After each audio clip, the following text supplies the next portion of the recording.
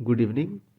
आज हम लोग बात करने जा रहे हैं जॉन रॉल्स के थ्योरी ऑफ जस्टिस के जो दो प्रिंसिपल्स हैं उनके ऊपर। इनकी दो पुस्तकें थी, अ थ्योरी ऑफ जस्टिस 1971 में, पॉलिटिकल लिबरलिज्म 1993 में। हालांकि इसके अलावा उनकी किताबें हैं, लेकिन सबसे महत्वपूर्ण पुस्तकें जो हैं वो यही हैं। अब अगर हम उनके सिद्धांत को देखें तो प्रत्येक व्यक्ति को सबसे विस्तृत स्वतंत्रता का ऐसा समान अधिकार प्राप्त होना चाहिए जो दूसरों की वैसी ही स्वतंत्रता के साथ निभा सके। यह जो सिद्धांत है रॉल्स का, दरअसल इसे प्रिंसिपल ऑफ इक्वल लिबर्टी कहते हैं, अर्थात समान स्वतंत्रता का नियम। लेकिन इसके बाद जो उन्होंने दूसरा सिद्धांत दिया है, उसके सिद्धांत में दो अलग अलग उपभाग हैं।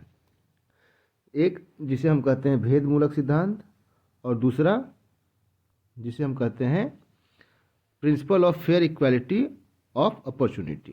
तो सबसे पहले भेदमूलक या जो विभेद का नियम है, जो प्रिंसिपल ऑफ डिफरेंस, उसको देख लें। सामाजिक व आर्थिक विषमताएं इस ढंग से व्यवस्थित की जाएं।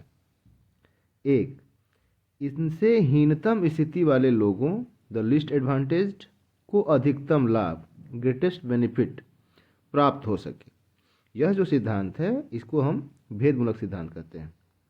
लेकिन इस सिद्धांत के ऊपर जो वरीयता मिलेगी वो मिलेगी अवसर की उचित समानता के नियम को।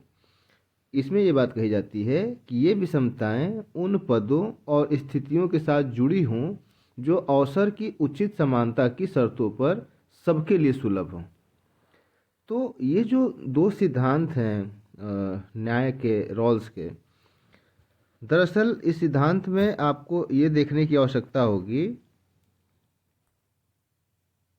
कि ये सिर्फ और सिर्फ उनके थ्योरी ऑफ जस्टिस के प्रिंसिपल्स हैं। हालांकि अब एक संकल्पना के रूप में, एक कंसेप्ट के रूप में जब हम देखेंगे तो हम इसमें देखेंगे कि कैसे इन्होंने अपने न्याय संबंधी अवधारणा को बताने के लिए जो उपयोगितावादी दर्शन है उसका खंडन किया है। फिर किस प्रकार से इन्होंने original position, well of ignorance के बाद से एक सामाजिक समझौते के माध्यम से, हालांकि ये जो समझौता है वो इमैनुअल कांट के जो हाइपोथेटिकल एजम्पशंस हैं उससे मिलता जुलता है, और फिर उसके बाद जस्टिस एज फेयरनेस पे हम लोग इसको इंडअप करेंगे। तो मौलिक रूप से जो प्रिंसिपल है वो इतना ही है। आगे हम लोग अगले वीडियो में इसको इनलार्ज करके अध्ययन करने की कोशिश करेंगे। तो आज